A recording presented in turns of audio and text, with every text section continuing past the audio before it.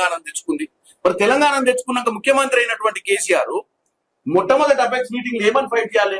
నా 68% వాటా నాకు కావాలి, మరి నా కృష్ణానది 68% శాతం నా దాంట్లోకి వెళ్ళే పోతుంది క్యాచ్మెంట్ ఏరియా, మరి నాకు నాకు అంతే నీళ్లు కావాలని కోరుకుంటాడా?